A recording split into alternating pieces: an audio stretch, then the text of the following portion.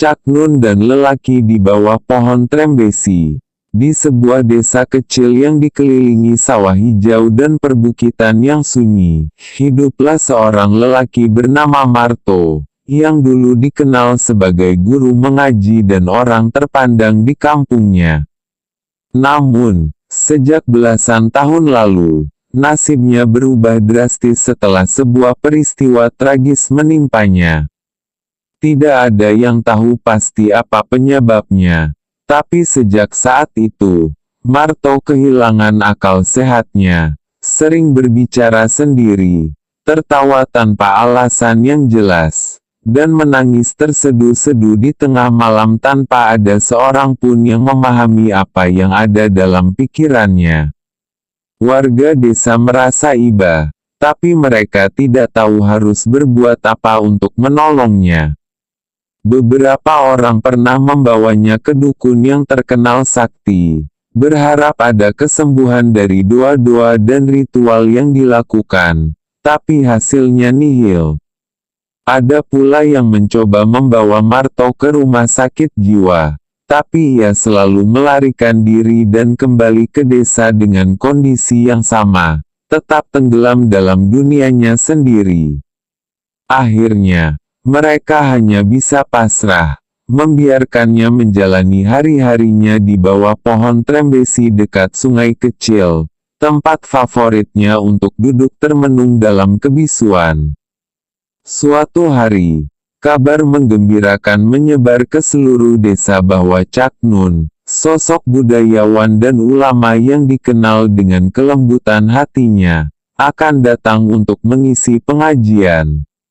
Warga desa sangat antusias menyambut kedatangannya, karena mereka telah lama mendengar tentang kebijaksanaan dan kelembutan beliau dalam menyentuh hati banyak orang.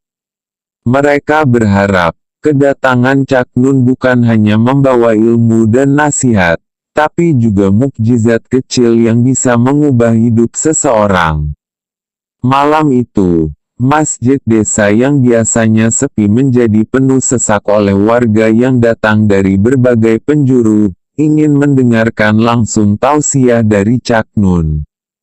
Dengan suara yang tenang namun penuh makna, beliau berbicara tentang kehidupan, tentang kesabaran dalam menghadapi ujian, serta tentang kasih sayang yang seharusnya tidak pernah pudar meskipun terhadap orang-orang yang telah dianggap tidak waras oleh masyarakat. Seusai pengajian, seorang lelaki parubaya dengan raut wajah penuh harapan memberanikan diri untuk mendekat dan berbisik lirih, "Cak, apakah panjenengan bisa menolong Marto?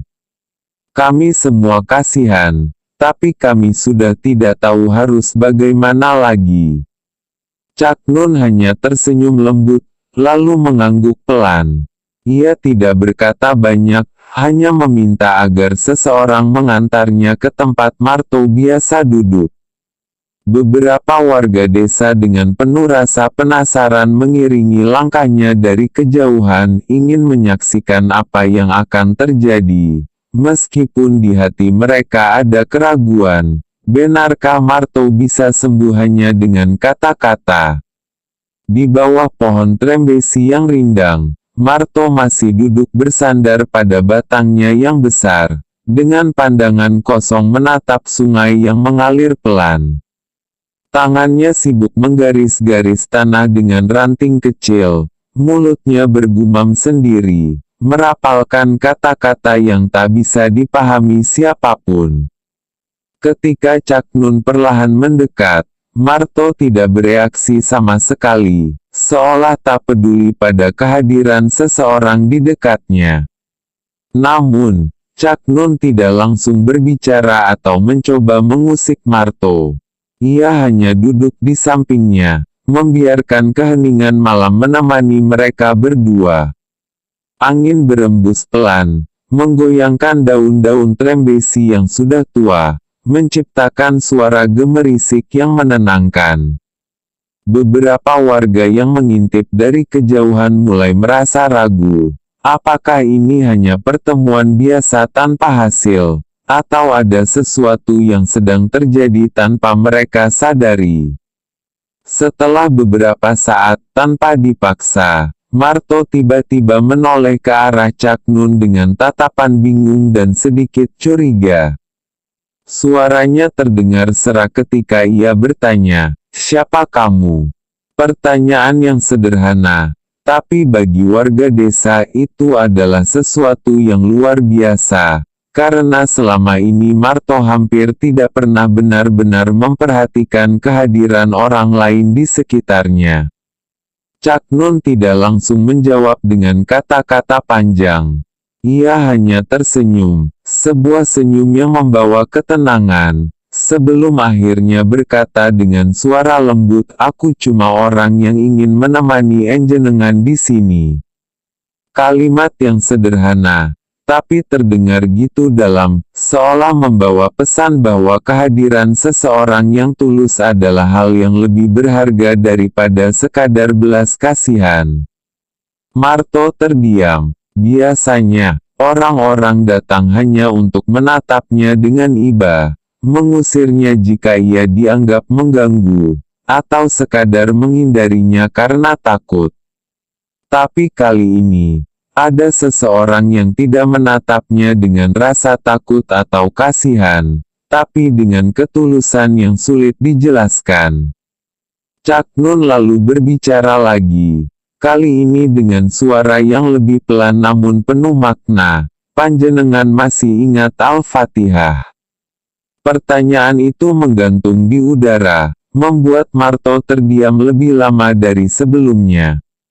Dahinya berkerut, seolah ada sesuatu di dalam pikirannya yang sedang bergerak, sesuatu yang sudah lama terkubur dan hampir terlupakan. Tangannya yang sejak tadi menggenggam ranting mulai gemetar. Mulutnya terbuka, tapi tidak ada suara yang keluar.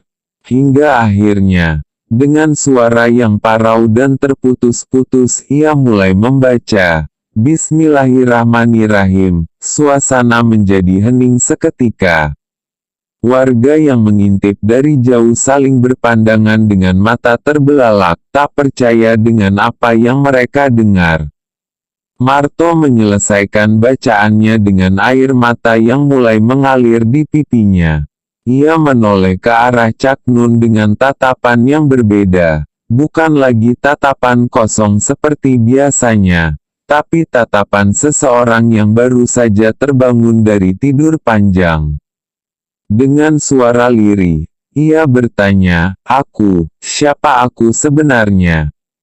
Ada kepedihan dalam suaranya, seolah-olah ia baru menyadari betapa lamanya ia telah tersesat dalam kegelapan pikirannya sendiri. Cak Nun dengan penuh kelembutan menepuk bahunya dan berkata, "Panjenengan tetap Marto.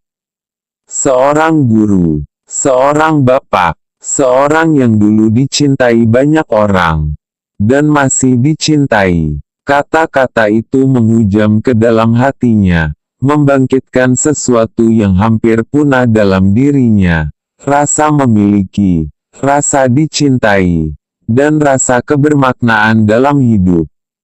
Malam itu menjadi titik balik bagi Marto.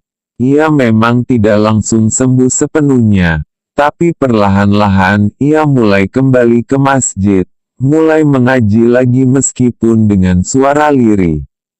Butuh waktu yang cukup lama, tapi setiap hari ada perubahan kecil yang semakin nyata.